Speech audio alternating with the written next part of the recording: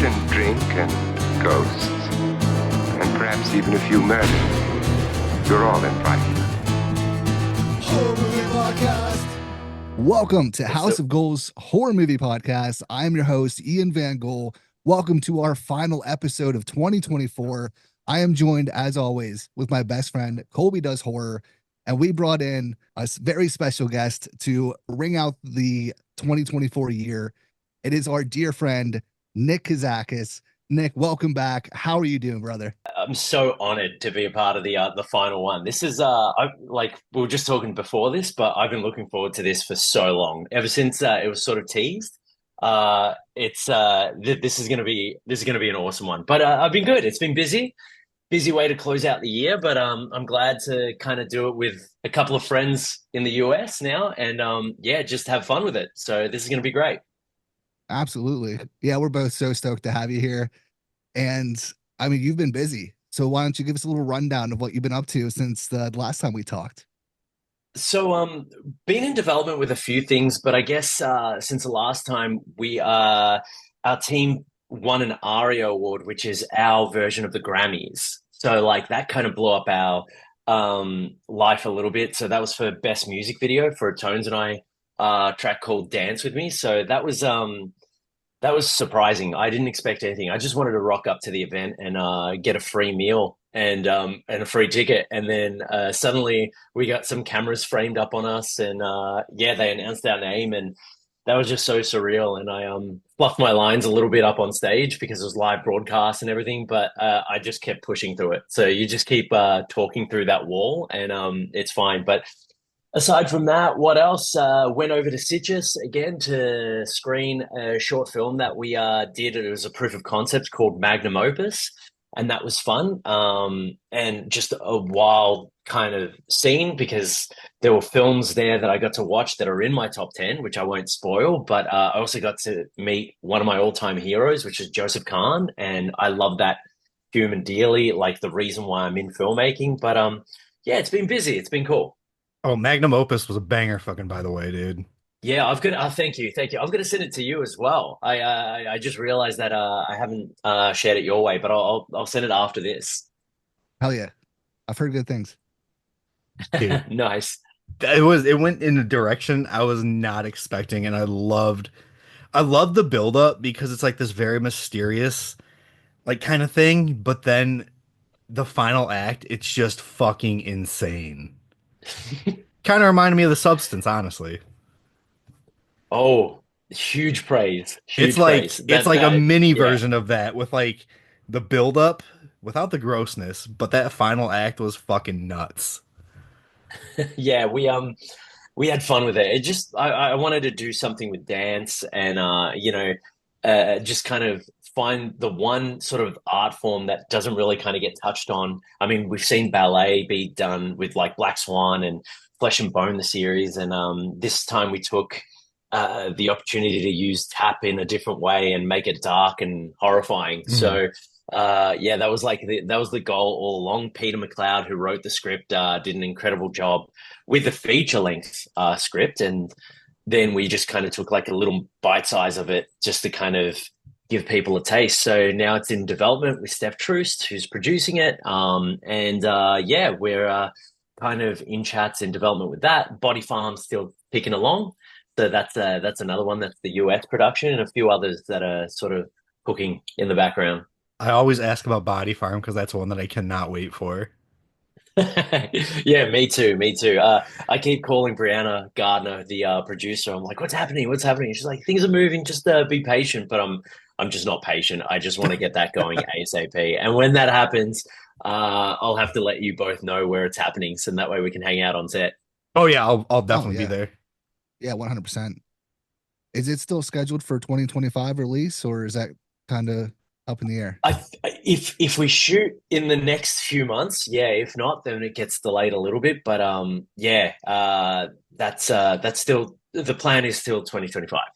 Okay, because I have like top 3 that I'm anticipating for 2025, and it's in there. So just want to make sure Yes, if I need awesome. to keep it in there or not. Yeah. Well, if you keep doing that, then that pushes the producers to kind of get their wheels moving in the background and get the hype going. So this will be a good push. All right, fair enough. So yeah, to get into it, I guess the reason we're all here, other than having a weekly podcast, is to talk about our favorites. I was gonna say best of, but I feel like that's a little too I don't know. We can't really say what's the best. It's very subjective. So we're gonna go with our favorites of the past year. So before we get into like a list, Nick, do you have like an underrated hidden gem? Maybe that's not in your top 10 list, but one that really stands out from 2024.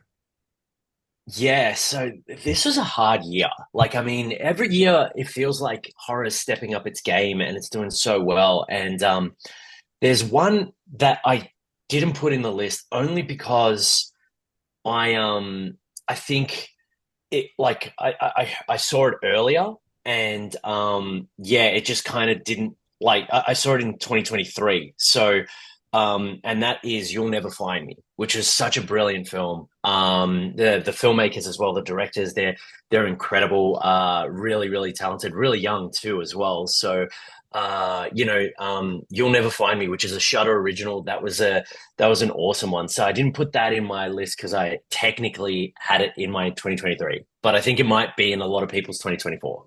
That sounds Yeah, really familiar. Did we watch that one? yeah, it was on Shutter. It's the dude like in the I don't Oh, the know trailer trailer. park. Yeah, Yeah, Yeah, okay. That slow burn. I did like that yes, one. yep. yeah, yeah. Very creepy, very well done, isolated horror. It was just a perfect film. It's so well executed. Colby, what about you? So I just brought my letterbox up when you asked him because I knew you were gonna ask me. But there was two that didn't make my top 10, and I love them dearly and really wanted them to make my top 10. One was it's hard to put on a horror best best of the year, but one of them was Lisa Frankenstein. That's one of my highest rated movies of the entire year. And then the other one was Mind Body Spirit. I love that movie. Dude, it's so good. Uh, if we do a top 10 list, it's in my top 10 for sure. Mm. But yeah, that one's so good. Did you see Mind Body Spirit, Nick? No, like this is the best thing about hanging out with you two. It's just I get to add to my watch list on Letterboxd. So like I'm literally doing it right now. Yes. Yeah, that was a very small, low budget. It was like Hereditary and Yoga. Actually got my Yeah. Hereditary shirt on right now. Hey, Yeah, Mind Body Spirits. It's a found footage, but yeah, it's about yoga, but it takes a dark turn and it's a good time. So done. That's added to the definitely list now. definitely recommend You know what that I one. just noticed as well? I noticed the Godless Blu-ray in the background. That's so cool. I had to break it out. It's on Yeah. display. I haven't even opened it up. I haven't even seen if I can if it's region locked or not. I needed to have it, so there it Yeah, is. no, I appreciate it. I appreciate the love. Absolutely. So yeah, so my kind of hidden gem I would say is Eight Eyes, Oh, which yeah, I have heard of that, but I haven't seen it. I yeah, liked Eight Eyes. yeah, it's wild. It's kind of a slow burn too. Like first half's like very found footage, not too much is happening, and then the end is just fucking wild. It goes pretty hard. It goes very hard. Yeah, it becomes like an extreme film. But yeah, that was one that like it didn't hit streaming, I don't believe. It just kind of had a Blu-ray release this year, and that's about it. But yeah, Wow. that one goes hard. No, it's on Shutter. Is it on Shutter? Hmm. Okay, fair enough. I Or did have Amazon. I did Yeah. I did have one more film, but I feel like it might be in your list, so I won't talk about it until the very end if it doesn't get mentioned. So like it's one that again it's my number one film of 2023, but um and technically a lot of people saw it in 2024, Mm. but it was my number one. So I left that out because I kept blogging it on 2023 lists, but I wonder if you guys have it on there. I mean, you can just throw it out there. I've got a list of like 30 fucking movies, so um, so it's late night with the devil. Oh, I love okay. it. That Yes. Yeah, so that was like my number one film of last year. Like, I mean, that it was a tight finish between that and Talk to Me, but I've just I've fallen in love with Late Night and just this aesthetics and everything. It's just like a perfect film. So that took my number one spot. Absolutely. Yeah, it's probably my top five for the year. I love that movie. Is there any other category other than like just the top ones you guys want to talk about? I say we just fucking rail off our top 10 because that's probably going to take a little while. All right, Yeah. rail it off. Rail it off. Go ahead, Nick. What's your number 10? We'll go that way. All right. My number 10, that snuck in, and I just saw it like a week ago, and it's thanks to you both recommending it. Like for whoever's listening to this, I mean, they're all obviously going to be fans of yours, but like your TikTok and Instagrams are so awesome for just like quick, all right, we need a horror film, let's get it. And this was Azrael for me. Azrael was awesome. It was brutal. It was fun. It was like unique in the way that there's just like no dialogue from our main Mm. protagonist. I absolutely love this film. That's, I think it's my number 8 or 7. But the way I look at Azrael, like a lot of people didn't like it because of the no dialogue aspect. But the way I saw it, if you can tell an entire story like that, not using any dialogue, like that blew me away. And Yeah, then, like you said, how just brutal and gory it was just chef's kiss for me. yeah. And Samara Weaving is quickly becoming like the sickest final girl. Like it's just, I mean, she's already been doing it for a while now, but this is just like cementing The lungs that she has for her scream, it's one of my favorite screams ever. that. Like I don't know how that voice comes out of her lungs or that noise comes out of her lungs, but No, it's fun. I love it. absolutely killed it. Is Azrael in your list? It's not in my top 10, but it's on my Oh, top 30 or so. 30. My number 10 is a found footage movie I found from Brian Fears Ghosts on YouTube called Milk and Cereal. So good. Dude, I love the That's a Bad Idea channel. Like they're known for their little comedy shorts and I think they're hilarious. And they've done a few like horror skits and stuff, which I thought they were pretty well. I thought they did very well. But when I saw Milk and Cereal, it blew me away. Yeah, that one's wild. Very well made. Yeah, again, Mm. I got that as a recommendation from you, and then I put it on that watch list, and I had it there for ages, and it was just like, this is the easiest one to access. Why haven't I watched it yet? And it was unbelievable. Yeah, it's crazy how it's only like an hour and 6 minutes long or something, Yeah, but it's done so well, and I think it's some of the smartest writing like of the year. yeah, agreed. I really enjoyed that one. Hell yeah. All right, what So I about think you, Ian? I'm breaking up my top 10. So my top five are gonna stay the same no matter what. Mm. But my 6 through 10, I'm gonna switch out if one of you guys name one of the movies. Just to keep it Damn, different, that's a good idea. right? Just to keep it That's different. smart. Yeah, So just for fun. Because I mean, at the end of the day, we're just having fun talking about movies. So what does it really matter? What number what is what? So I'm gonna put number 10, I'm gonna say Slay. So Slay is like the drag queen vampire movie, and it was just a ton of fun. It was a lot better than I was expecting it to be, and it had a ton of heart, and I enjoyed it quite a bit. So I'll put Slay at number 10. have you seen Slay, Colby? I haven't seen that one. I neither have I. They're like, I'm so I have heaps of homework to do now. Isn't that There's one a like Tubi there's already original? three. Uh, is it? No, I think it's Screambox. Oh, Screambox? I think. Because I know exactly what it is. I just never got to it. No, you're right. It is Tubi. Is it? It's Okay. Tubi original. Yeah, you are correct. Perfect. What you Yeah, got for when number 9, Nick? Okay, number 9 is a Serbian. No, I'm joking. I just wanted to say that to get a reaction out of Colby. dude, actually, Unearthed Um, Films emailed me today because I guess they're making a Serbian film documentary. It's called a Serbian documentary. Unearthed wow. Films emailed me and asked if I wanted a screener for it. That's amazing. I said yes, but I Yeah, don't know if I'm actually yeah, gonna watch it.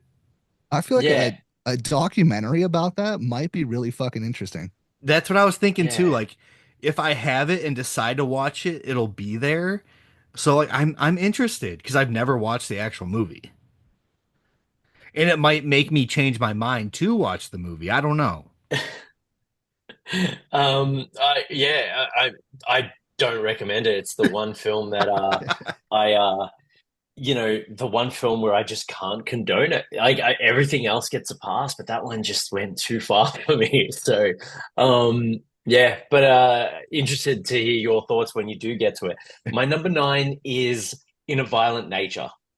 Banger. Hell That yeah. that film was surprisingly I mean, I heard whispers about it, and Peter Kaplowski, who's one of the producers on there as well, such a lovely, lovely human. But I'd heard whispers about it, and it was just like, hey, it's all from the perspective of the killer. It's all from, and it's like, okay, cool. And then you get into it, and it really is, but it's just done so well. And those deaths, oh my God, just I won't get into it. Everyone knows the yoga kill, which is one of the best kills of Mhm. all time.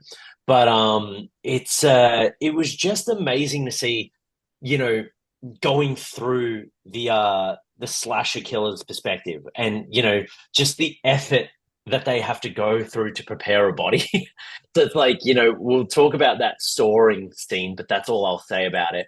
But it's like, to find someone's head later on, in a horror film, when we're taking it from the protagonist's perspective, it's like, how'd that head get there? And then you get to see that behind the scenes. And they thought of that so well. And that's why I really love that film. Yeah, staying on the subject of that film, what would you like to see in the sequel since we are getting a sequel for it? I don't know. I have no idea which direction they're going to take, and I don't know whether they're going to continue on with the same guy or go to a different killer. But that's one of those things where it's like, sometimes when you don't want to watch a trailer because you just want to go in blind. I don't Yeah, even want to hypothesize what's going to happen. I just want to jump in, throw me in the deep end, and let's go. hell yeah. I respect that. I just want to see more gnarly fucking kills because those are some of the Yeah, creative kills. Like, and like the practical effects looked so fucking good. Like the scene with the rock. Like, when did they switch the body unbelievable. out? Yeah, That was gnarly. All right. My turn. Yes, sir.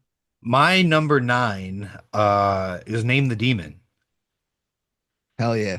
So we actually got to hang out with the director of that one in Chicago when Ian was here.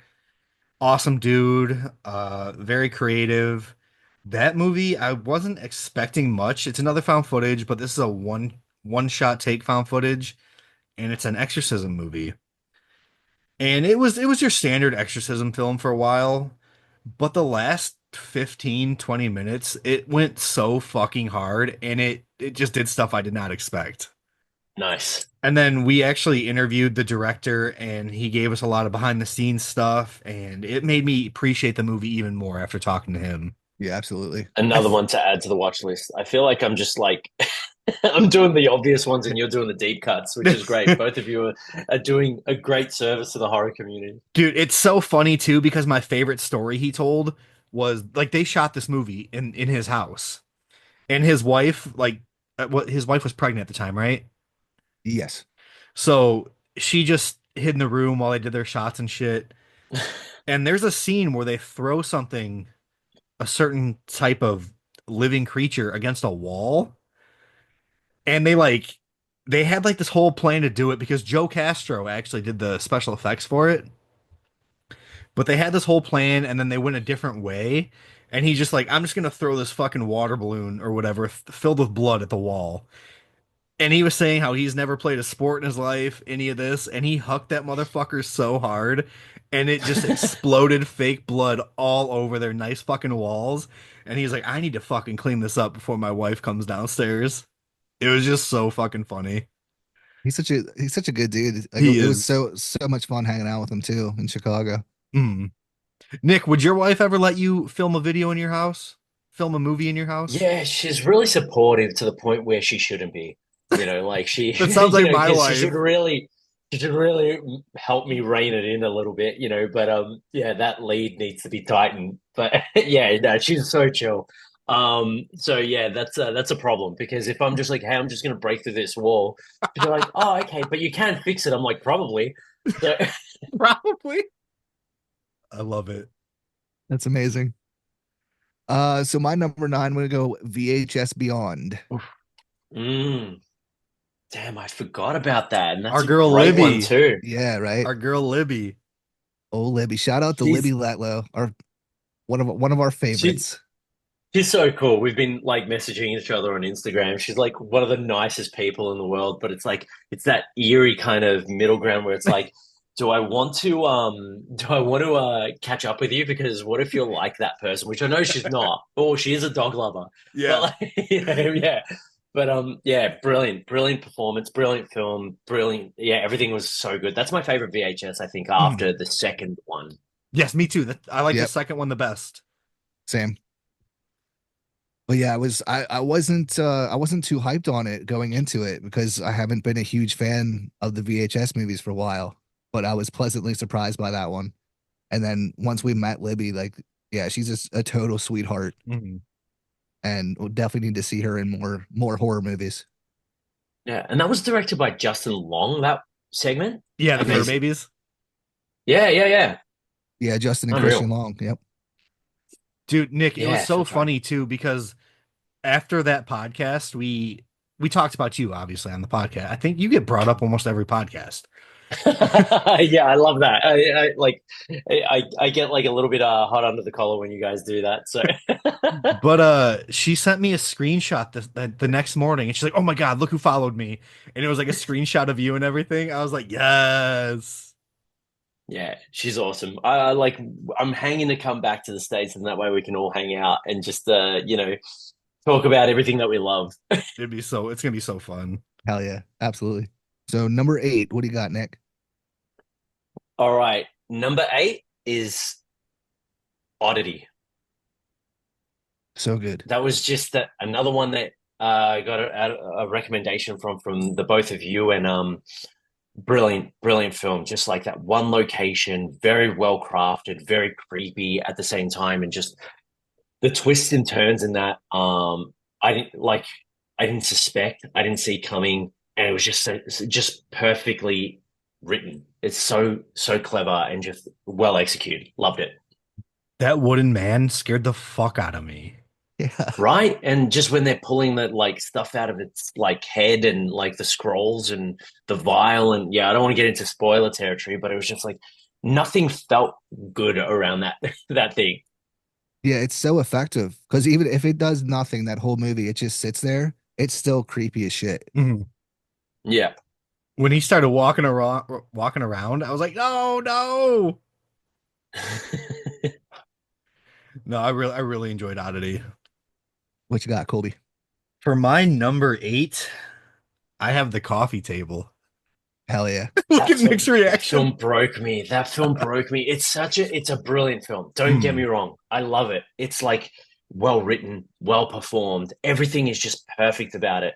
But it made me so ill, being that I Hmm. had like a newborn at that point and everyone's Yeah. telling me to watch it, especially you, Colby. And then I watch it and I immediately and I sent you a video of me taking the glass table out of her bedroom. Um, and now, like, I look at the mirror in her bedroom and I'm just like, what if that collapses? And like, I just can't. That film destroyed me to the point where I was watching her on the baby monitor whilst I was watching that film. It was heavy. I didn't put it in my top 10, but it should be in everyone's top 10 films made of all time because of the feeling, how fucking sickening it is. Hey, Ian, do you want to give Nick the news from last week about the coffee table? Yeah, that's what I was trying to look up I because don't remember the director's name. neither do I. Give me a second. Nick, have you seen Baskin? No, no. It's a really fucked up Turkish film. So Okay. so apparently he's remaking the coffee table already. Yeah. Oh my Uh God. Wow. Can Evernal. Ken Evernol is his name, and yeah, he's a Turkish director. And yeah, Yeah. Baskin is fucking crazy, like just visually And crazy. So yeah, he's gonna remake, or he's gonna do a remake of the Coffee Table. incredible. I don't know if I can go through that roller coaster ride again. It was just like I will give it a crack because it's like, 1 degree of separation there, but it's yeah, that was a hard sit. And like just every bit of dialogue in that film is a gut punch. Mm. Every single word is a gut punch. Like it's just no matter what they say, no matter how innocuous, how like polite, how pleasant, how much of a jab, everything is just cutting this guy down each step of the way. Yes, totally agree. Did you watch it with your wife? I didn't, and I'm glad I didn't. I watched it with So Coda. yeah, I watched it with a friend of mine, and we love to get together and watch like pretty schlocky horrors, things that we can have fun with, and that Mm, one broke us. And that's it was not to a the point where fun it's just one. like we ended the night on that, and then I was just, I'm going home, man. That was it. Like I just left him in misery, and then I drove home in misery. I will say though, on the other watches, because it's not even labeled a horror movie, it's labeled a dark comedy. So on the Yeah, other watches, you definitely catch a lot more of the comedic tone in them. yeah, yeah. I will maybe one day when it's Yeah. not too close to home, when like when my daughter's 6, and I know that she'll be okay. Maybe then. So I've watched it 4 times now, and the only reason I've watched it so many times is because I want to see the reaction of other people watching it for the first time. So when I watch it again, like on my rewatches, that's when I notice, like, oh my God, this is actually kind of as fucked up as it is. This is actually kind of funny. Yeah. I've recommended it to a couple of people and they've reacted the same way. Then I recommended it to one of my close friends, Kat, and she didn't get affected by it. And I'm like, are you heartless? Is there like, what's happening here? She'll love the fact that I've name dropped that and thrown her under the bus. But Love I it. was shocked. She's like, it wasn't that bad. I'm like, it wasn't that bad. There's nothing worse in this world. I love it. All right, Mr. Ian Van Gool. So my number 8 is Frogman, Motherfucker. because Frogman fucks. That was my 7. Now I gotta change it. But yeah, Frogman, it's still one of my favorite. I mean, obviously one of my favorites, but one of my favorite found footage of the year. It's just so fun. There's nothing better than Frogman fucking people. Fucking people to death. Yeah, Nick, again, have I you haven't seen seen it, Frogman? so no, No. no. I'm 0 on this list so far. I mean, I have seen Coffee Table, which is great, but like, I need to catch up. You're a busy man. It's all right. You're out there winning awards and shit. Understandable. Yeah, but like this is so off topic, but when I won that award, there was like after parties, and I was just so tired that I went home and watched Exorcist Part 3. Oh, well, went back to the hotel and watched Exorcist Part As 3. you So everyone else was should. I think it's partying, the Yeah, best right. and Exorcist. Yeah. it's unreal. But yeah, I like everyone's like, "What are you doing?" I'm like eating Tim Tams, which are like chocolates for us, like our Reese's Pieces, basically, and and watching Exorcist Part 3. So these are the perfect films to go home to and watch. But yeah, I've missed out. Dude, Frogman, you should definitely check out. It's a fucking Yeah, banger. yeah, it's on the list. But I'm gonna have to change my top 10. I'll like put a disclaimer where it's like, this is just because I haven't seen that many films. Love it. It's all good. What's your number 7, Nick? Number 7 is going to go to Terrifier 3. I saw that at Citrus. It was the premiere there. The whole team was there. Mhm. Everyone, like that whole team is unreal. Like the sales agents for that, the same sales agents as our film, which is The Coven.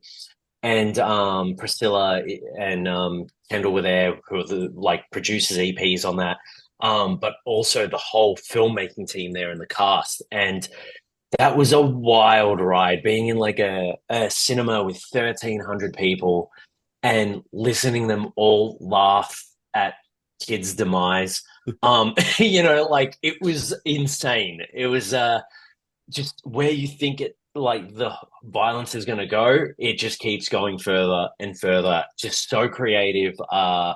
It was a really awesome vibe to be in a cinema that full to be watching this film and just seeing everyone wearing their Art the Clown masks that they were giving out at the start. It was just like, what is happening? This is the new wave of like adding a cultural horror icon, like Art Yeah. the Clown is solidified in there, and I think with like better sequels and a better like, trilogy than some of the greatest, like, Nightmare on Elm Street and like Halloween and all that. These are like 3 for 3 right now. And yeah, I think the sequels keep getting better and better. Yeah, that's Yeah. what I was gonna say. Yeah, Yeah. absolutely. And not to go into spoiler territory, but it's like the ending kind of opens it up to like a new dimension, Yeah. and that I'm Literally. really excited about. Like Literally. that was unbelievable. Yeah, I love it. I don't even know how many times I've watched it now. Coda and I watched it on Christmas Day. Yeah. As you should. So Christmas good. movie. What are we on? 7, 6? 7. My number 7. 7 is Infested. So good too. That's So probably good. the movie that scared me the most this year. That was in my 2023 because I saw that at Sitges last year. Mm. And when it was called Vermin to Yeah. begin with. And that director now is working on an Evil Dead film called Evil Dead Burn. Yep. So I I'm can't wait. very excited to see what he does with that. The reason it was so effective for me, like one of my biggest fears is spiders. Spiders and heights. Those are what I'm scared of the most. Mine too. And I've never seen a spider movie really capitalize on the actual arachnophobia fear like that. It was Yeah. fucking terrifying. Yeah. That goes up there with like the greatest of them, right? So it's like between that, arachnophobia, it's Arachnophobia, just yep. like it's arachnophobia and eight-legged freaks, Yeah, the those are fun my of two that, favorite and they spider just movies. combined into this movie. And like it had the sensibility of one and then the fun of the other and Yep. put it in. And I never put shoes on anymore without throwing them on the ground Well, you can't do that because in of films Australia like that. regardless. You guys got some Yeah. crazy creatures. That's why everyone's wearing, we call them thongs, but that's inappropriate for you guys. So flip-flops. And that way you can see what's in the actual shoe. That's why we wear thongs too. Dude, Nick, I don't remember if I texted you during this, but Code and I were talking about Australia and going to like Australia, and we just went down like a rabbit hole on YouTube on like things that can kill you in Australia. And we were Yeah, just you laughing the did. whole time. It's wild. It's a wild place. It's fun, and then we've got like these really deadly creatures. I weirdly enough, I drove from Melbourne to Adelaide, which is the next city over, and I drove directly over a brown snake, but I didn't like it was like right in the middle of the road. And then I drove over it and I was like, holy shit, that's the worst snake that you can encounter. It just slithered away. Like I didn't hit it. It just went between my tires. It was crazy. What? So yeah, that happens. What are the stray dogs called in Australia? They're the dingoes. Dingoes. Yeah, Dude, yeah. I didn't I've know never how many. seen one, I but didn't know how many deaths there were caused by dingoes in Australia. yeah, That's yeah, it's wild. crazy. That's that whole thing with like dingo ate your baby because like that actually happened. Like it was just there was dingoes that would like ravage and kind of attack. I think it happened. Maybe I'm caught up in the hype of that too. But it's a saying for a reason. That's fucking. It's nuts. All right, Like Ian. the coffee table, but with dingoes. Oh man. rough, yeah, yeah.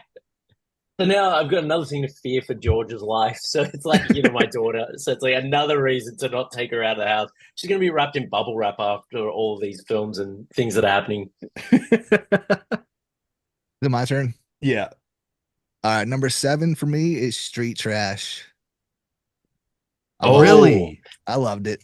Yeah. That was going to be on my watch list for tonight. So There you go. that's awesome. Yeah. It's on Screenbox as of today. So yeah.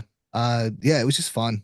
I love the original, and I thought Ryan's is almost as good as it. So it's solid. I'm gonna have to rewatch it because I wasn't the biggest fan of it my first watch. It happens, but you should rewatch it I'll give it and then another go. love it or else. I say. No, I was kidding. It's not ooey gooey is not for everybody, but I love it. So I love the ooey gooey stuff. you're up, Nick. All right. So it's this one. I just realized that there's one movie that I didn't put in, and I want to do like an equal tie. So just that I can sneak them both in. But it's Smile 2 and The First Omen.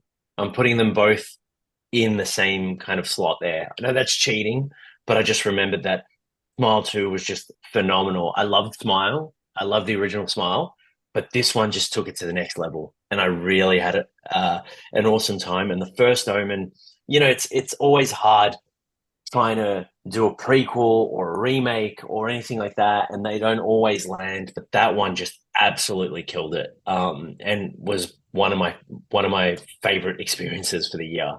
The First Omen was my very first review on TikTok. No way, It was that's my first awesome. video. All right, it's taking out Smile too. Then I'm gonna stick with First Time just because of that. Yeah, I love the original Smile. Smile 2, like I liked, but I didn't love. Like I wanted more lore behind this entity, and I just yeah, felt like it was a rehash of the first one, but a little gorier and a little more fun. But I don't know. I just wanted more lore about this entity.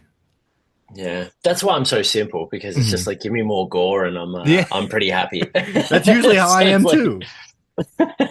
And that's the two that we're opposite on, Colby. This Uh, Smile 2, I enjoyed a lot more than the first one. And then the first Omen, as we all know, I did not like at all. But I did rewatch it. And I will say I enjoyed it a little more, yes. but I'm still not that's sold on that's it. great. But I did enjoy it more. I didn't completely hate it. So baby Good. steps, I'm actually glad that I put those two on the same like line, because now this is like you're right in the middle, and this has been great. It's been a good talking point. My number 6. I know Ian wasn't a big fan of this one, but it fucking I think this got to me more than the coffee table was I Will Never Leave You Alone. Oh, Oh yeah, yeah, yeah. I like most of it. There's just Mhm. certain things that didn't hit for me. It was kind of slow at times. There wasn't a lot of dialogue like as real, but dude, I don't know what it was about this movie. I loved the aesthetic, I loved the atmosphere. And then it was kind of hinting at like some postpartum psychosis, postpartum depression stuff throughout. And then the shit that happens in the last 15 minutes is just fucking insane. Like I kind of thought it and made the coffee table look a little soft. oh, no way. That's Yeah. yeah. Is it something that I just shouldn't watch when I'm trying to have fun, or Um I mean, it didn't like ruin my day or anything, but it like Coda suffered from postpartum depression a little bit. So that's why it affected me a lot more than I thought it would. But yeah, there's a pretty fucking gnarly scene in there. right? Okay, that's added as well. And that's from one of my favorite indie horror companies called Dark Sky Films. They're like the holders for Hatchet. Um, Oh wow. they hold the rights to Texas Chainsaw Massacre now. I love that company. But yeah, that one was fucking nuts. I Okay, also that's exciting. Go for it. I was gonna say I will say that movie has one of the like most beautiful scenes out of the whole year for me though. Which scene? The dancing in the living room, Oh yeah. like just the music and everything, like just Mm. those few seconds is like fucking phenomenal.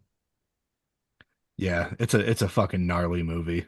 So my number six is what I think is the best horror movie of the year, but I'm gonna put it at number six for my favorites, and it's The Substance. Oh shit, it's that high or that Mhm. low on the Oh list? wow, Yeah, that like I low. said, Yeah. if we were going like the what we thought our best, like the best of the year was as far as a Mhm. movie from a technical standpoint, I would put The Substance number one, and I do love it but it's the only one out of the top five that I haven't watched more than once. So just for rewatchability, I put it at 6, but I Nick, love it. did you see The Substance yet? Yeah, yeah, Yes, I thank saw it pretty God. early on. It's on my list. Do I reveal where it is on my number? Oh, on my list, or do we wait? We'll reveal it because it's on my list too. So say the number. No. We can just get to it when we Just get wait. to it. Hold. Like we'll bury the lead. Yeah. Yeah. Okay, cool. Yeah. Fuck. Yeah. The substance. Yeah. Well, I'll wait to literally praise that film. Yeah, But we'll yeah, talk that's about it who's ever it's last on the list. Yeah, that works. yeah. All right, you go ahead, Nick. Okay, so I messed up. They both like I thought we were at number five. So like I'm going Smile 2 at 6, First Omen at 5. So you can kick me off the podcast now because I threw out the order. But yeah, I'm gonna go the First Omen there on number 5. So Love it. Hell yeah. So, but I guess before we get fully into the top five or your favorite five, how how do you judge kind of what you put as your top five? Is it like yeah, just enjoyability, or is it like a technical standpoint? Like, I'm just curious, like kind of how you determine what is in your top five. enjoyability. Yeah, all of that is like how much like it resonates with me, how I feel whilst watching it, how long it lingers, how it inspires me as a filmmaker as well. So it's like going into the First Omen, I love, as we all know, no secret that I love my religious horrors. Mm. And this one just like hit the nail on the head so perfectly. And just, again, for like having the hard task of competing against one of the greatest religious horrors of all time and standing out on its own.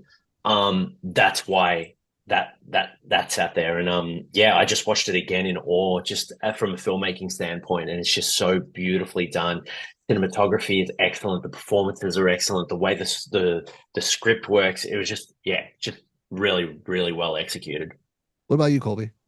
Honestly, the same. Like it's just my enjoyability, the lingering. Like if I loved Blood Mountain Massacre so much, it would be in my top five. Hell yeah. Like I don't care what it is. If I enjoy it, like I'm gonna put it there. Yeah, I think yeah, we kind of all agree on that. Yeah. Yeah, mine Yeah. I like I said, I listed off like what I thought what were all the movies that I watched in 2024. There's way too many. But I went by like the ones that I've watched numerous times because I don't have a whole lot of time to rewatch movies. Mm. So the ones that I actually took time out that I cared, like not cared enough, but lack of a better term, cared enough to watch again, or that I wanted to watch again. And then yeah, just like things that different things that like stuck with me that I got out of it, whether it be a setting or a scene or a character or whatever. Yeah, so yeah, I think we were all in agreement on that. So yeah, I was just curious.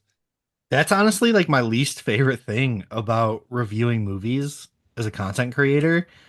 It's because I don't have the time to go back because I have to find these new movies and watch these new movies to push out. So that's the hardest thing is not being able to rewatch like comfort films. Like if I Right. loved a movie this year, Yeah. like I'd like to watch it more, but it's just finding time to do it. And I think that's what Absolutely. also makes it stand out, though, right? So that's like why it sits in the top five because you will go out of your way to watch it again, Mm. So it's or you'll watch it with someone else, kind of like the coffee table in that sense, where it's like you'll watch it with someone else to gauge their reaction and all that. So that's what it's the repeat viewing that I think helps a lot. Like that's why coffee table didn't make it into mine because it was just like it's too heavy. It's too heavy for me Yeah. to kind of, but again, there's nothing wrong with the film. It's like a perfect film. If not, probably more so than a lot of the ones that I've mentioned. But it's just, yeah, I can't watch it again. I can't watch it again and enjoy it. Yeah, it's understandable. All right, Colby, what you got for five? My number five, I got Stream. Me too. Do you? Yes. Nick, have you seen Stream yet? No, but again, on the watch list. So it's Hmm. like I know that it's got like the prosthetics team from Terrifier. Yeah, Damien did all the Yeah, special effects.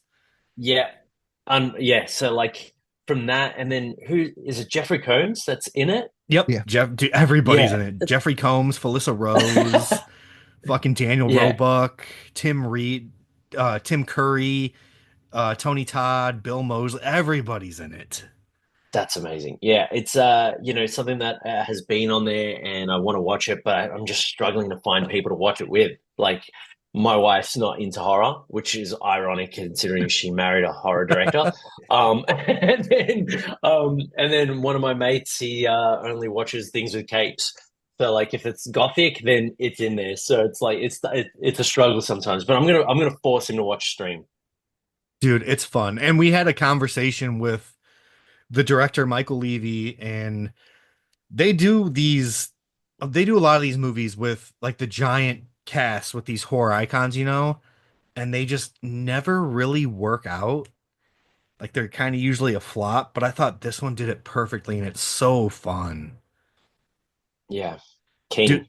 Ian and I actually met Felissa Rose at the Chicago Horror Convention. Sweetest fucking person ever. She's actually trying to get us drunk. She pulled out a big ass handle of Tito's out of from under her table. She's like, "You guys want a drink?" We were like, "Oh, we're good right now." That's amazing. Toast to success. That's what you should have done. Yeah, she was Dude, a total yeah, sweetheart. yeah, she was awesome. But yeah, Stream is my number five as well. And yeah, it's an independent, fun slasher of sorts. That yeah, you definitely need to check it out because it's fun. That's like the one word to describe it. It's fun. Mhm. Also gory, but fun. And the way they Awesome. All set right. it up to make it a franchise, I think it's so perfect. Insane. Okay, cool. That's my movie for tonight, I think. I'm just gonna force Carly to watch it. Too bad. Oh. All right, Nick, what is your number four? Abigail. Abigail was so much fun. I really had a great time watching that. I'm a big fan of those filmmakers and what they've done. Ready or Not and this are just like that perfect blend of horror, comedy, mystery, and they've just absolutely smashed that out of the park. So I really loved Abigail. That's what I want to rewatch that one again because I did enjoy it. But did you see the trailer first before you saw the movie? No, went straight Okay, in. Like okay, I'm missing trailers most of the time. So it's like, for example, I haven't watched 28 years later. I won't watch it because I just know that I'm just going to go in and watch it. And I know that the trailer is meant to be really good and quite vague, Mhm. but there's just some things that I just want to go in blindfolded and be surprised. And Abigail was exactly that. I only saw the poster with the girl in the dress, and that was Mhm. it. I'm really jealous that you went in blind. same. Oh, really? Yeah. So does the trailer give away a lot? I still haven't seen the trailer. The trailer shows that she's a vampire. Right. Okay, cool. Yeah. So maybe that's the shock of that, but I didn't know anything. I just heard people say, go watch Abigail. It's got a vampire thing. I'm like, done. And I went in and really enjoyed it. Yeah, I just hate that the trailer showed that she's a vampire, and three-quarters of the movie is the build up to reveal that she's a vampire. Right. Okay. Yep. Yeah. Yep. That's just why it I didn't can hit see for how me. that's, Yeah, it just didn't yeah. hit for me because that. But I love the Radio Silence guys. Yeah. Oh, was it my turn? It Yeah. is. My number four is Beazle. Oh, I've seen it. Yes. Yes. I Dude, so this one didn't hit with a lot of people, but I fucking loved this movie. did too. Very creative, very I well thought it done. was And so the fun. and the design, the creature design, perfect. It was just so creepy. Like there's very few things that tattoo into my brain, but if you ask me to do an illustration of that, I can do it Mhm. like very, very, very quickly Yep. because it's stuck in my head. Dude, I because I saw this one, and then the team emailed me, and they're like, "Hey, would you be interested in emailing the director and the writer on the podcast?" And we're like, "Yeah, for sure." I was like, "If only if my co-host can get a copy of a screener." So Ian saw it. Ian fucking loved it too, and I don't know. It was like for a while, it was my number one movie of the year for probably a few months. Absolutely. Yeah, I really enjoyed it, and I only heard about it because of you, like plugging it. So that's the Yes. that's the way that I found it. So Yeah, I All loved right. it. I just thought it was fun. I thought it was a solid indie movie. And the first fucking kill, just like Terrifier, it's not a grown human being. Yeah. But yeah, I just thought it was fun. My I number f- four. Oh, sorry. Good. I was gonna say I feel like this is lower on your list too. So Yeah, I'm being quiet for a reason. okay, yeah, we'll stop talking about it. So my number four is Deus Irae. It's a Fine. it's another religious horror. Have you seen that one, Nick? No, no, I'm chucking Fuck. that into. Yeah, you got it. You'll be into that one. It How do you is spell it? it's De Deus. DeusIrae. Oh, here we go. Got it. Yeah, it just came out not long ago. I think that one's on Screenbox, Yep. I believe. Yeah, it's Springbox. Fucking Uh wild. yeah, it's I can't tell you exactly what like I could not describe to you the plot of it at all, but I still like fucking love it. Like I love the visuals. There's some creepy shit in it. And I Yeah, just this looks sick. I've just seen one picture and I'm in. I'm yeah, so in. yeah, it's so good. And just the poster, like I need that poster on my wall. But yeah, definitely recommend that one. Because yeah, it's just a fucking gnarly time. And if this doesn't sell it, it's an Argentina horror film. That's true. Oh, okay. Yeah. Argentina goes And they've been fucking killing it. hard. Yeah. Well, that was another one that was in my top 10 of last year, which was When Evil Lurks. So Oh my that was something god. that I saw last year. So like that, just a brilliant film. And what was the other one they did? Terrified or That's the Terrified? same guy, Damien Rugna. Same. Yeah, Yeah. Awesome films, like back to back, perfect. Yeah. They're agreed. actually trying to do an American remake of um When Evil Lurks already too. Okay, Damien Damien Rugna, he's gonna allow it, but only if they make it as brutal as the original is. He's like, I'm that's not gonna cool. allow it or sell it unless they do it how I want it done. That's a great that's great news for all of us. So Mhm. as long as they don't pull the punches, I think it's good because like, look, I'm not against remakes. I know people kind of get upset because like a film like that, which is so perfect, they'll say it doesn't need it. But sometimes there's audiences that just don't want to read subtitles. I know Mhm. that that's not fair, but it's just the reality of things. And like, if it's gonna get that exposure, it's kind of like what was the James McAvoy Speak No Evil? Yeah. Speak no evil. Like that was it was good that people got to watch that and like enjoy it because that's the story is what needs to be told and it's awesome and it has its differences anyway, but it gets people's curiosity piqued. And that's why I'm like all for remakes when they do it right. So I'm glad that they're gonna keep it brutal. Yeah, I'm 1000% for remakes because it brings recognition to the original. Like again, it gives it like a new Yeah. life. Yeah. Very true. I'm not a fan of American remakes of amazing foreign movies because they always just don't go hard at all. Hold on, time out. I did not know until today that there was an American remake of Inside. Yeah, I still haven't watched it yet. Yes. I There's texted that and oh oh sorry, go go for it. oh I was gonna say I texted Justin Slasher Talk, shout out. I was like, there's an American remake of Inside. How bad is it? And all Justin said was it's fucking terrible. I was like, I thought so. Yeah, it's been on my So watch list for a long time, and I love the original, and Hmm. I just haven't brought myself to try to watch that one yet.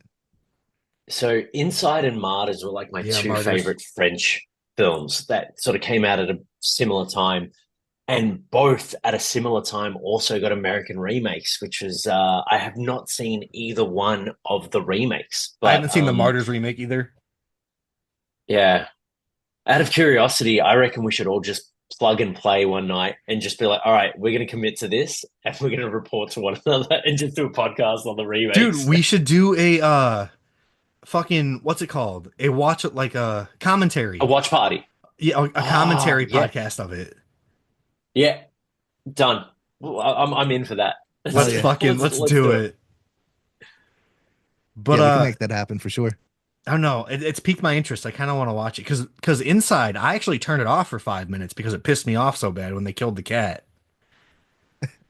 I turned it. I fucking slammed my laptop because I even said I was like, if this cat dies, I'm fucking turning the shit off. And they killed the cat, so I slammed my laptop. But like 5 minutes later, I'm like, I need to finish this movie. It's good as fuck. It's so good. It still has one of the best endings ever too. Dude, Yeah. brutal. What are we up to? I don't even know whose turn it is now. We're at four. So Abigail was my four and yours. Oh, and you Oh, yeah. did JSE Ray. yeah. So are we on three? Just, Yeah, we're on so three now we're now. up three. It's Nick's. All right. Strange Darling. Oh, yes. Loved it. I absolutely love this film. I had no idea what to expect. I actually got a free ticket from one of my friends, Shannon. Shout out to Shannon, who gave me a free ticket to this screening. And that is cat and mouse done perfectly. Mhm. I've never seen a film do that shift so well. And like, I mean, the protagonist shift in that is just insane. Like, what's the protagonist? Who's the antagonist? I loved it from start to end. I was in awe of it. And then the credits hit, and and then the cinematographer comes up, and it's Giovanni Ribisi, Yep. and it's like, what is happening in this world? Like, when did he become a cinematographer? And like an amazing one at that as well. Like, it's so beautiful to watch. Really, really dug this film. Yeah, I agree. That was like my top movie as far as like best movie of the Mhm. year until The Substance. But yeah, it's up Yeah. there. It's a fantastic movie. I was a big fan. That's one that Coda and I did a date night for, and she loved it too. Yeah. All right, my number three. I have to read it because the title's so fucking long. Hold on, I gotta scroll back up. All right. Humanist vampire seeking consenting suicidal person. I just watched that tonight. Dude, All right. was it your first watch? Yeah, yeah. Oh my Yeah, I God. finally checked it out tonight. Yeah. Can we Fucking talk about amazing. it now or is it on your Oh no, it's not on my list. Okay, Nick, have you seen this one?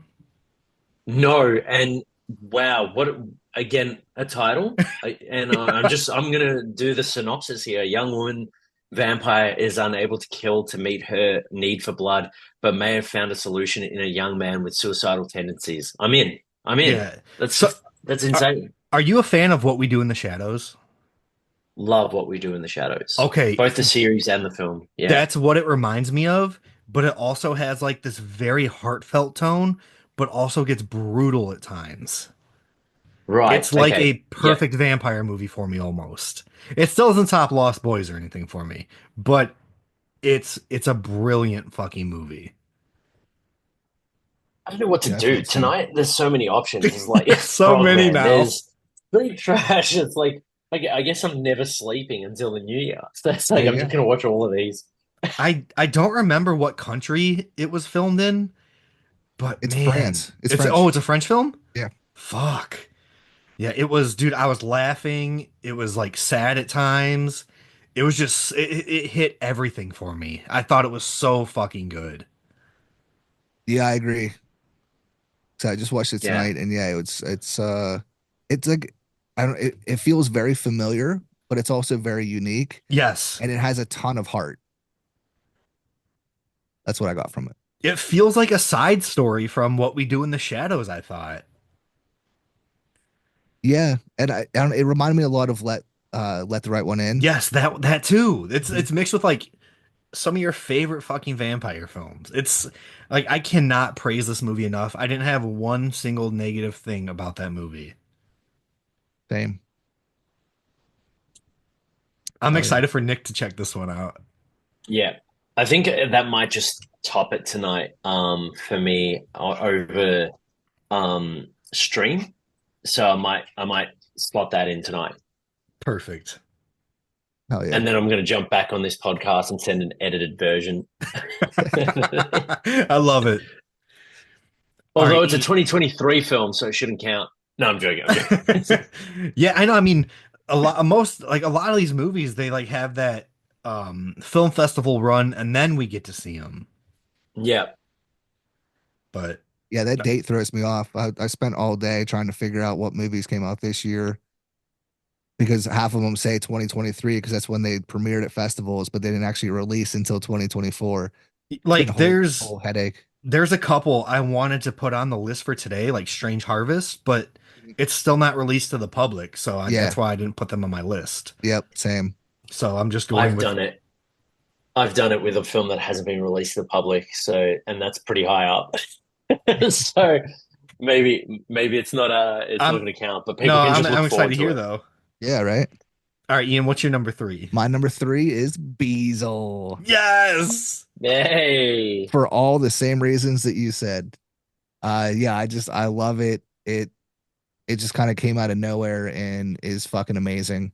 And I had a fucking blast watching it, and I've watched it like 4 times, so it definitely made the top five. Nick, my favorite thing when we interviewed the director and the writer, I asked if they kept the prosthetic dick from the movie that gets bitten off. And they're like, I think it's in the because the director and writer, they're married. And yep. at the time of the interview, she was actually pregnant. So I was like, that's so funny how like what happens in the movie. And yeah, I just thought it was goofy. But I asked what they did with the dick, and they're like, oh, it's actually in the garage. I was like, if I had that, I would have it like fucking plastered up on my wall somewhere. That's yeah, just you frame that, put it in a box, break in case of emergency, that kind of style. Just you keep it up there, and then No, That's a fantastic idea.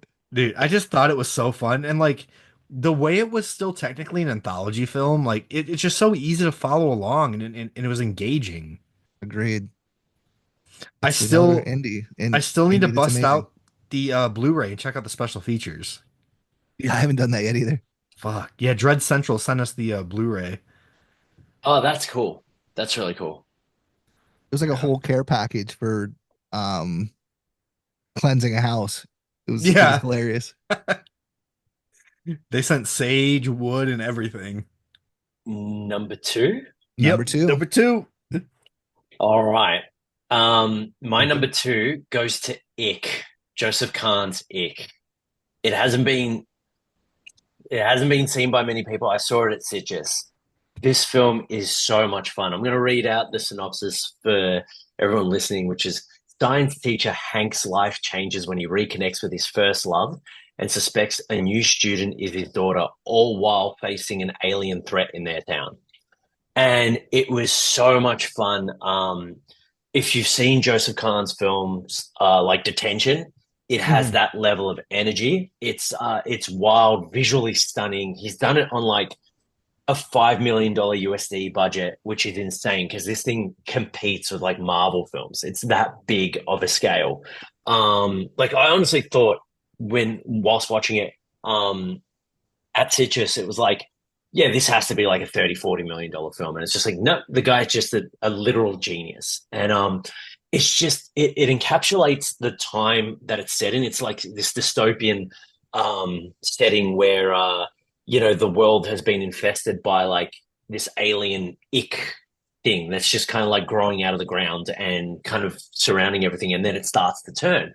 But like it starts off in it's sort of like the late 90s, 2000s, and it's got all your like teenage dirtbag music and all like it's just it's a fun film, and I haven't had that much fun in a film for a while. Brandon Routh, Ruth Routh, however it's pronounced, Superman, formerly Superman. He's just absolutely amazing to watch. It was good to see him come back in a film like this and kind of swing high. Mina Savari's so fun in it too. So it's just like it's literally like your American Pie dreams, but with an alien invasion. It was like the Faculty on crack. It was just so hectic. It just kept going and going. It was so much fun. Nick, I had a ticket for this at Fantastic Fest, but gave it up because I was tired. Oh, that's You all fucked right. up. Like it's look, I absolutely love this. It was so much Fuck. fun. It's yeah. That just hurt my heart. Maybe I've overhyped it, but like honestly, it was beautiful. It was a brilliant film. It had heart. The comedy hits. The action is just so fun. Yeah, it has that summer blockbuster vibe, but done on like a very low budget, and You just with had me like at the faculty. Right. yeah, yeah. It's in that like it's in that world of like awesome horror sci-fi films set in you know set in that horror sci-fi way. I just can't praise it enough. Man, I'm so upset I didn't see it now. Because I didn't hear anybody else talk about it before. And I know when you were at Stitches that you messaged me and you're like, dude, I just saw Ick. And I was like, oh yeah, I was supposed to see that, but I never did. But you never like went into detail about it, so I'm upset now. I absolutely loved it. It was fun. But maybe I should bring it down so that way you don't feel as bad for missing it. So it's Nah. out of my list now. No, I'm joking. It stays at number two. All right. All right. Number two for me, I have Terrifier 3. Same. Yes, let's go. Wow, that's So great. how you were talking about seeing it with at Stitches with the whole cast and crew, I was the same way. Everybody was there. I got to meet Spencer Charnas, fucking everybody. It was just so fucking fun. Yeah. And they went places that they haven't gone yet in the movie, but I think they did it right to not lose fans. Like going too far over, I want to say. Yeah. But yeah, it's just a blast. And like I was worried I was gonna hype it up because when Ian, you can tell the story about when you first saw it and then rewatched it. Oh yeah, yeah. When I first, so I went to the theater to see it. My first watch. I liked it. I didn't love it. I still preferred part two over it. Um, but I did rewatch it, and then it just hit differently for me on a rewatch, and I just loved everything about it from there on. So it definitely jumped into the top spot as far as the franchise goes. And I've watched it numerous times now, and it's fun, and I think it gets better every time I watch it. Yeah, it does. I've only seen it the once, so I need to watch it again. So, like, it may very well go up the list. It was like really late when I did watch it too, and I wasn't sleeping, but I still loved it. And then for it to make my top 10, it screams that just says a lot about it. So, yeah, so I've got to rewatch it, but I know I'll enjoy it more, and I'll notice a lot more as well. Ian, I know what your number one is now. Do you? Yeah. Well, Uh, so we'll and see. he knows our number ones as well, right? So, oh wait, did we? Are we on number one now? Yeah, we're on number one now. Unless you fucked Okay. up the count and you have to do two. Yeah, most likely. Um, no. It's the substance.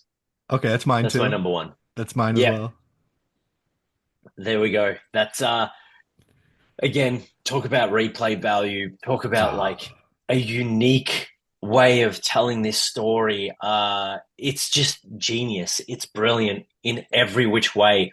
It's I don't know how long does it go for? 2.5 hours, something like Yeah. that, and it doesn't even feel like that. Like No. I I was watching this film, and again, not giving away any spoilers, but there's that moment when the thing sees itself in the mirror, and I'm like, oh, great! What a fantastic way to end this film. And I thought it was just going to cut to credits, and then it just kept going, and I was just like, oh, do they need to do this? Yes, they fucking do. It was that good. It was just an insane ride. Demi Moore was out of this world. Everyone in it is just so well like cast. Everyone, everything about it. There's not a single flaw in that film, and that's why it's my number one. Do you know Not who that was any of the others supposed had flaws, but like that was just like everything tied together so perfectly. do you know who was supposed to play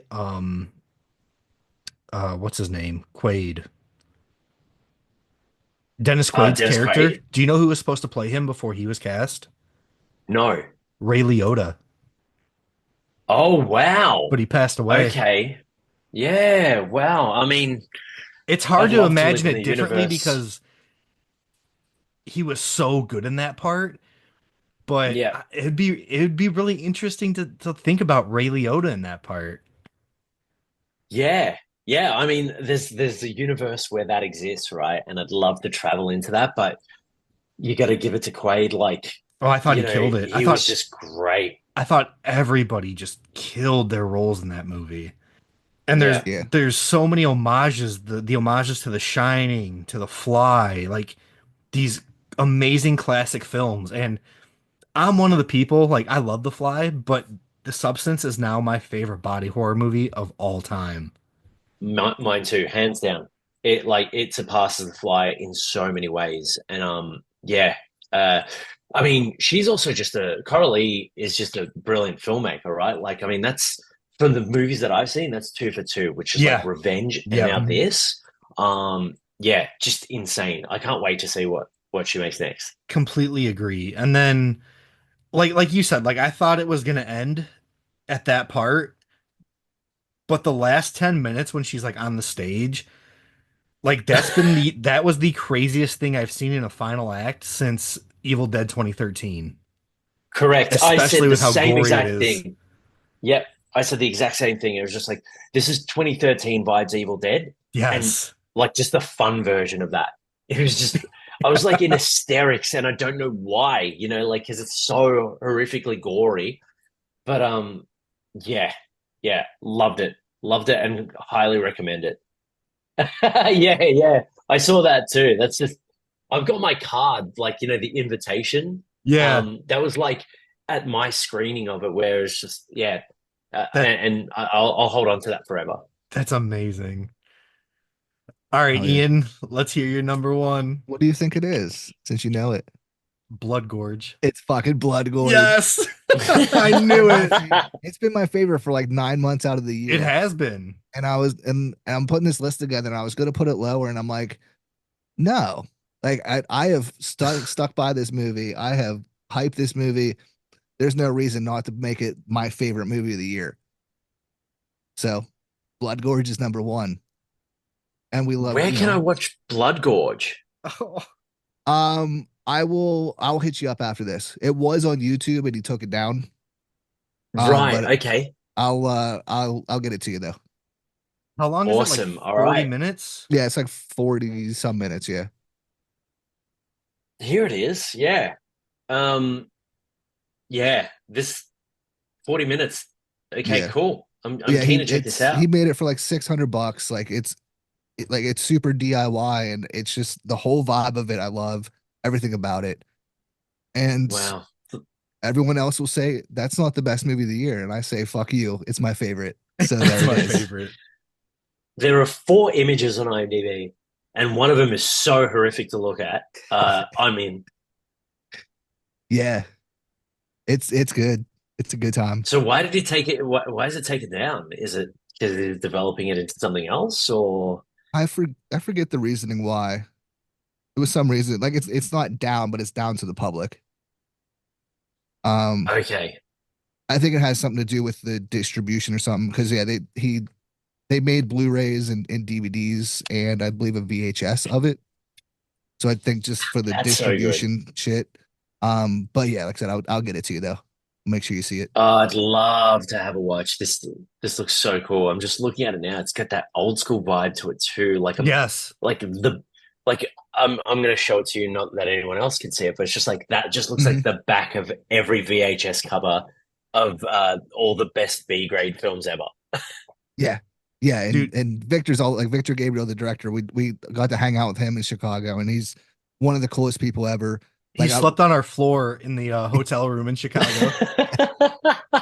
We yeah, got we definitely need to set up an episode in the future to have both of you on at the same time. What about the Yeah. oh man, his connection issue though. I know, that's why I've got to figure it out. Dude, Nick, we all got really, really drunk in Chicago and we quoted Little Nicky for 4 hours straight.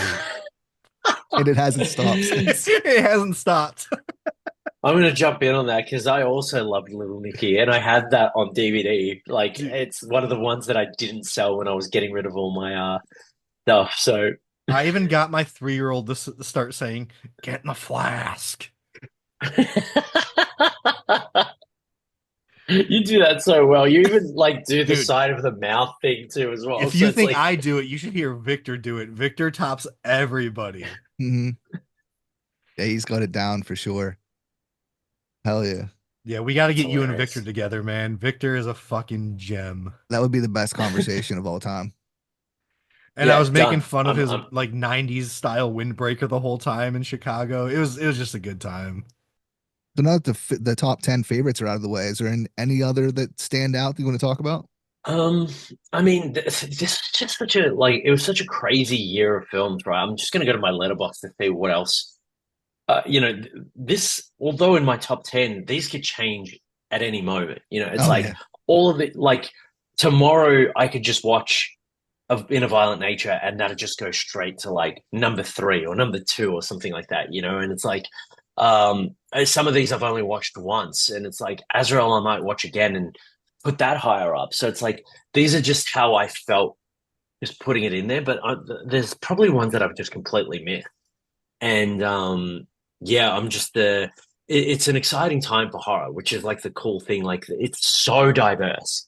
Like horror is just so there's so many subgenres in it. It's almost like metal music. It's just like Yes. there's so many different variants of it, and they all hit in different ways, and they're just all so enjoyable. And that's what I love about.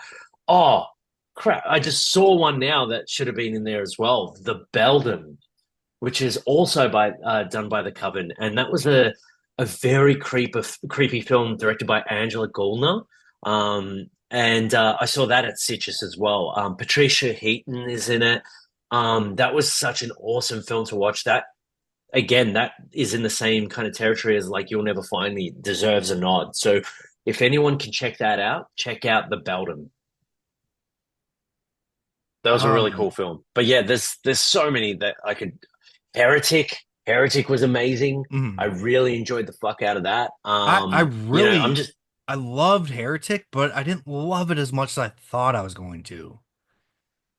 yeah, yeah. I mean, I'm just going through this now. There's so many in this list here Did that you I see Nick, did you see The Devil's Bath?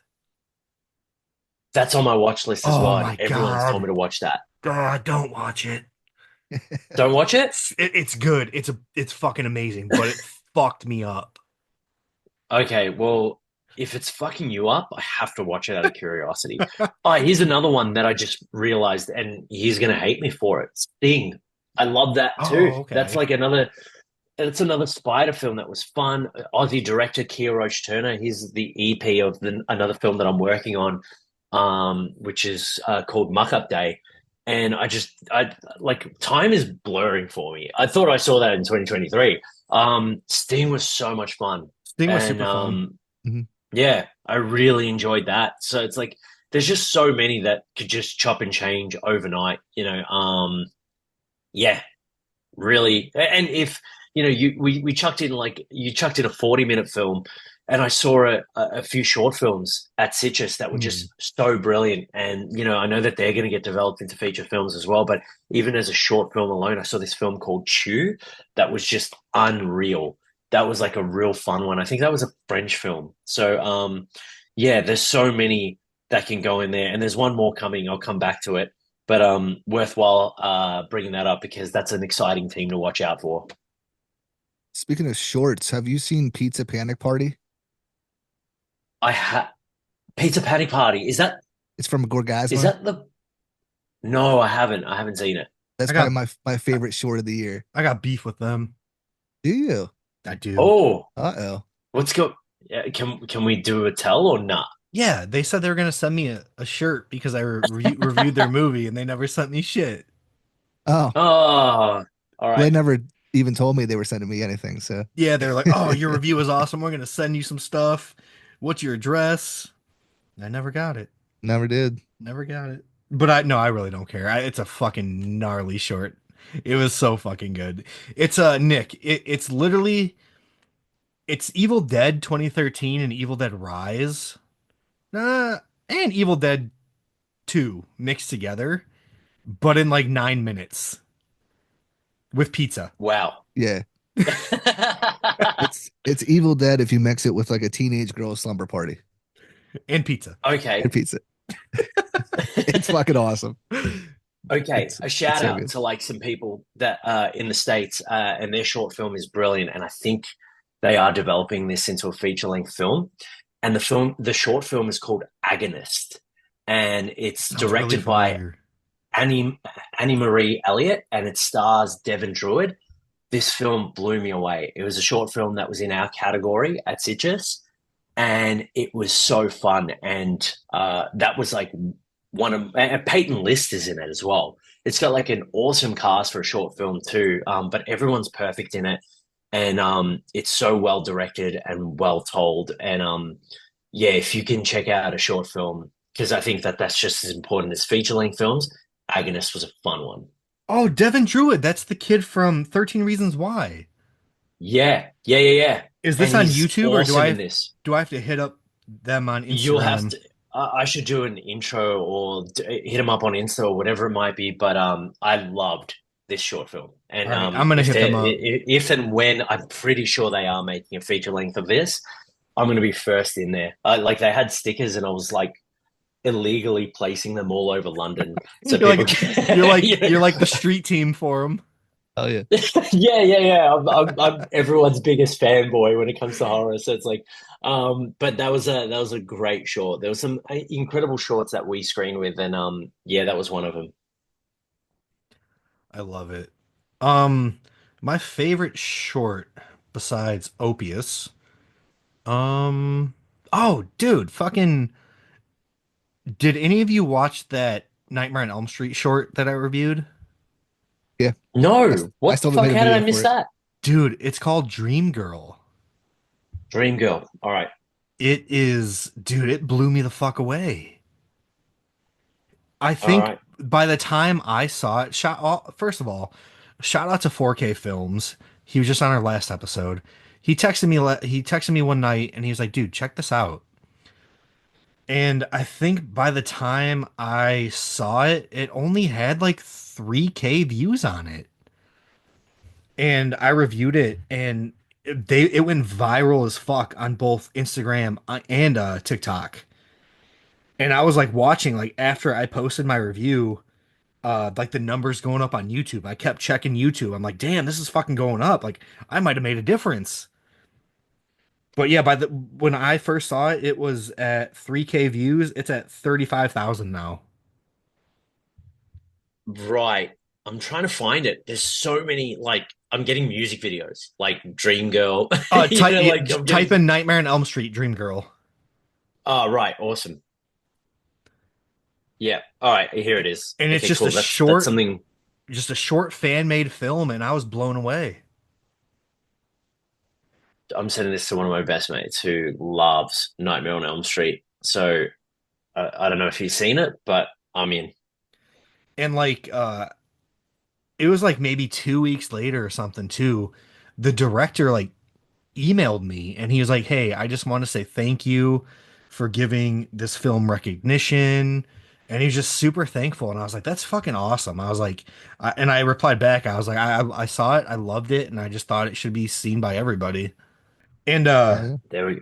Nick, I don't know if you ever go through my comments on fucking Instagram or TikTok, but I get Yeah, some of the sometimes. gnarliest hate. And Ian and I talk about every episode. It's like my favorite thing.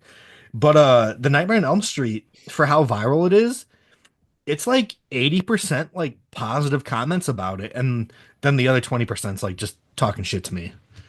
Which I don't care. I talk shit right fucking back. It's one of my favorite things to do.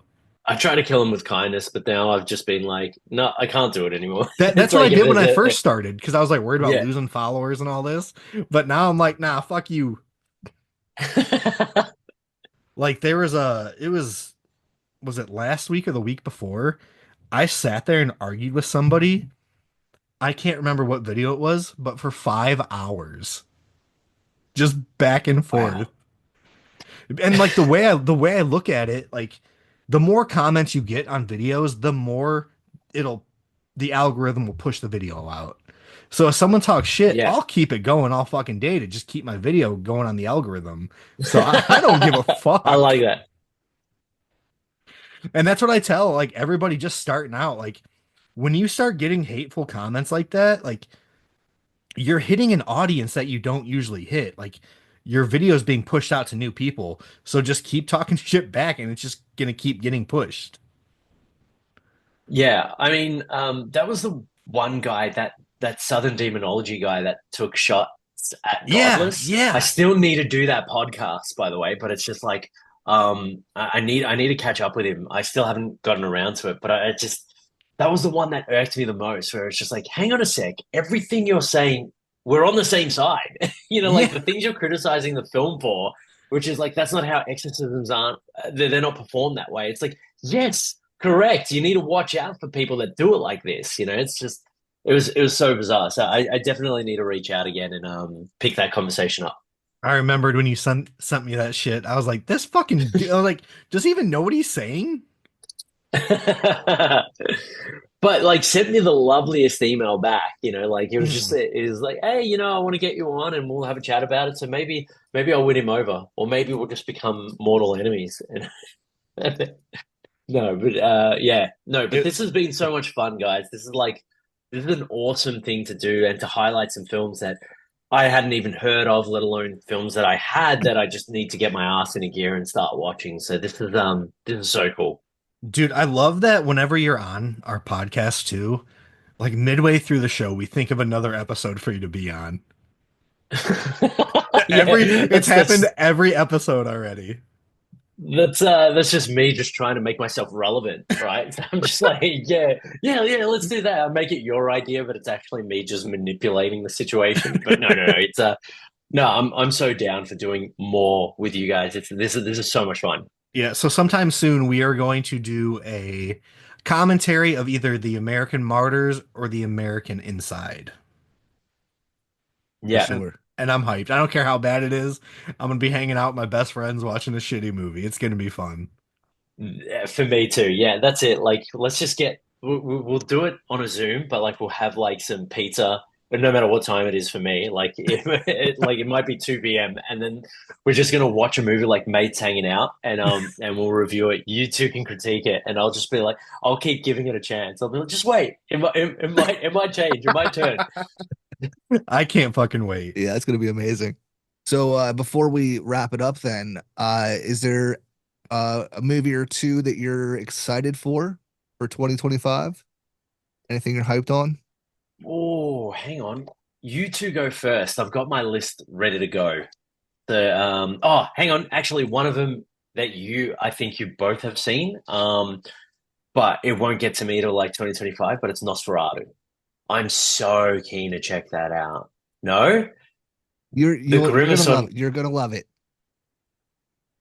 Colby We was we just grimacing didn't. over it. Yeah, No, because so okay, so I didn't hate the movie, but I didn't love it either. I'm a huge Robert Eggers fan. I love The Yeah, Witch, I love The Northman, I love The Lighthouse. I just think my movie theater experience kind of ruined it for me. Like I was so fucking tired, and you know how Robert Eggers films are pretty slow. yeah. I need to give it a rewatch. Okay, But I fair still didn't enough, hate fair it. enough. I think it's the most beautiful fucking movie of 2024. Yeah. Okay, yeah, well from then the other one, oh sorry, I interrupted. The other one I oh, guess that I'm gonna go for is 28 years later, which I think is just like an easy one. So like I'm so keen for that. I love the first two. I really dug them. And then yeah, if that's too easy, then the other one is Wolfman. So Lee Winnell has just made back to back awesome films, and I I love Lee loved Winnell. Invisible Man and Upgrade was unbelievable, and I Upgrade think this is fucking just going to continue. rips. Upgrade's like one of my favorite films, and I just absolutely adore it. And I think, yeah, but then there's just so many coming out. But I won't take too much more of that. What about you two? My two are Circus of the Dead 2, and then Oh, okay, one I stumbled across yesterday is called Eddington, and this is going to Paddington. be Ari Aster's new film. Okay, cool. I had no idea he had a new film coming out, so I'm hyped. Paddington.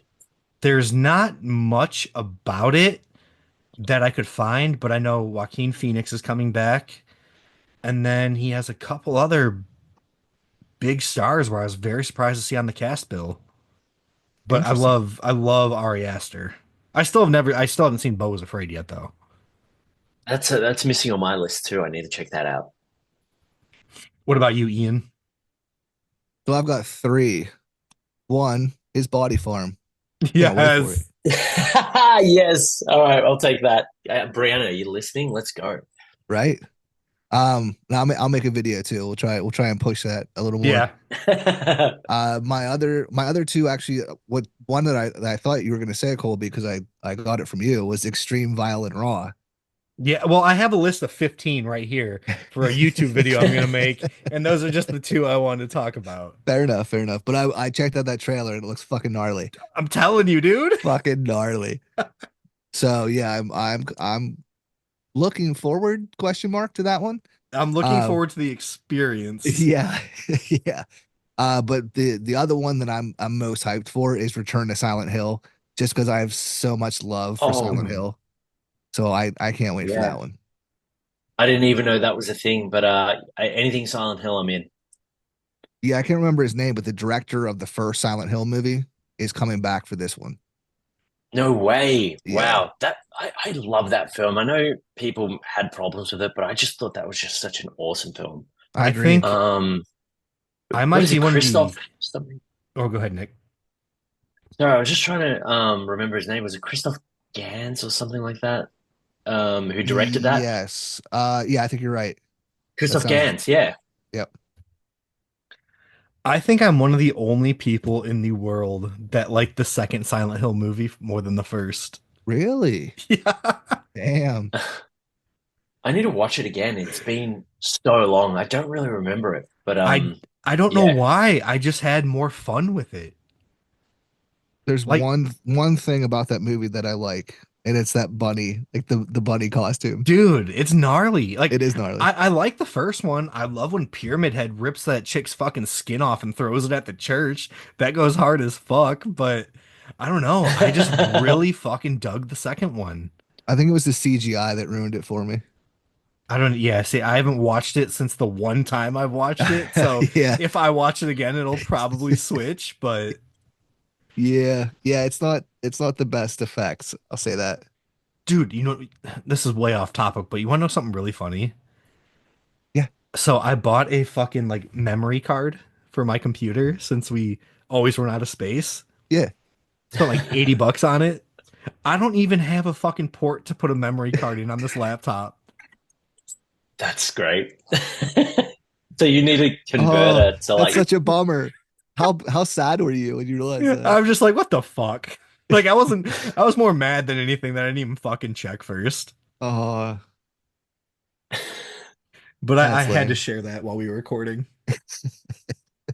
so now no one's gonna listen or see this ever. So Just it's just just a fucking typical Colby move. That's great.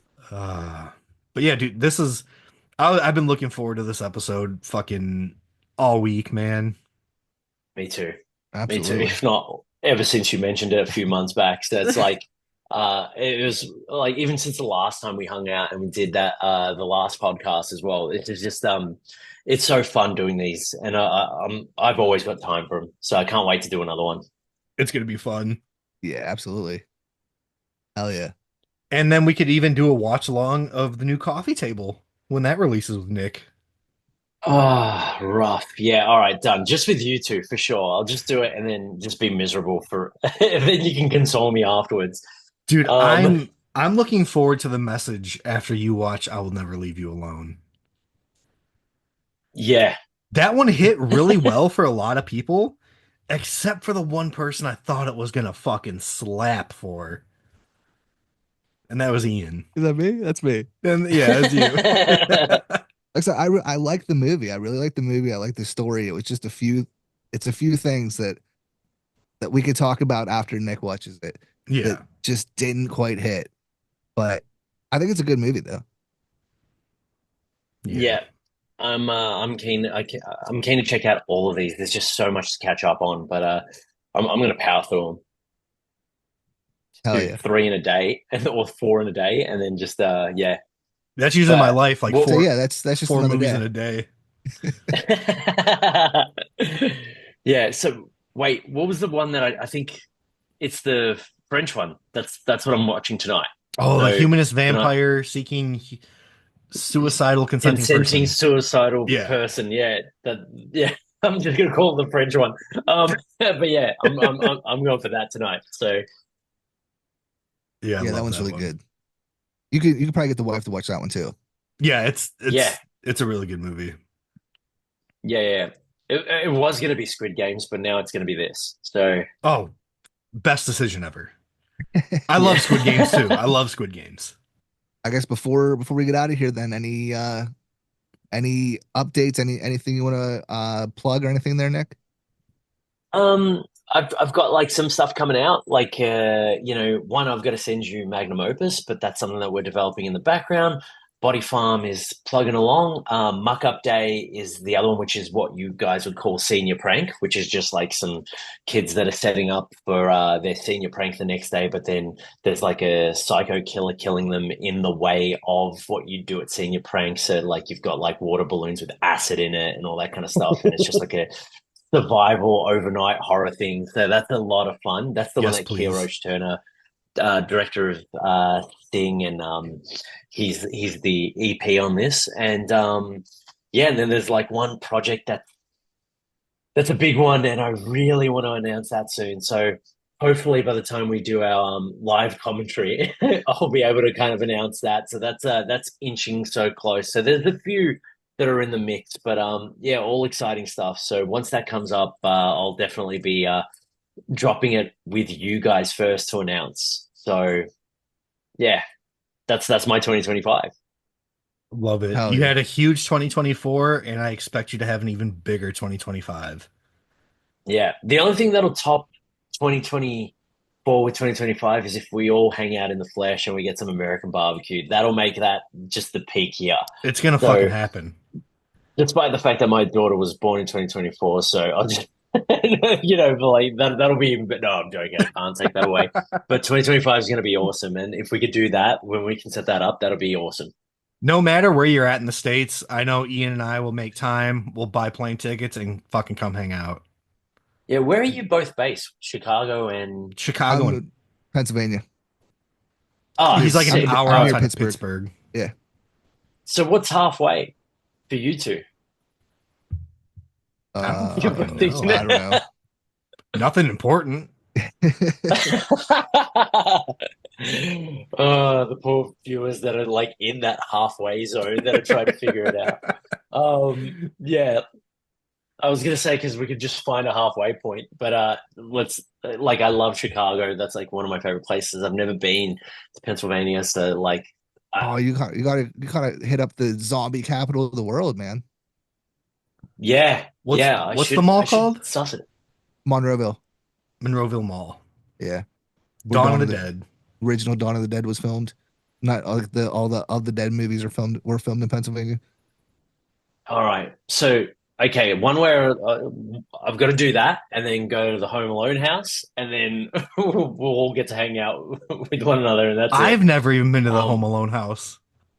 I have, and I did a reenactment of me running out of the church and all that. I'll send it to you. It's so cringy, but it's fun. I, Um, I can't wait. I get to live my dreams as Kevin McAllister for like a little bit.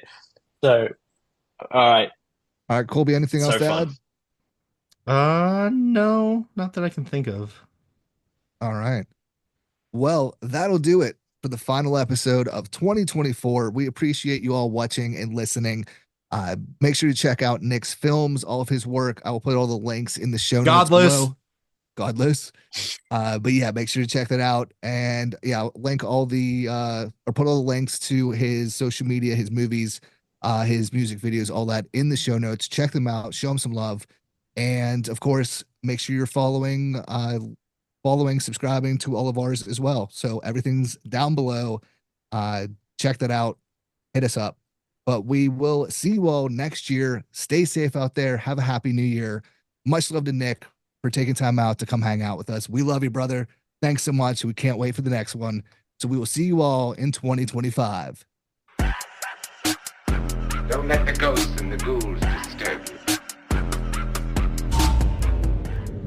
There you go. That's it.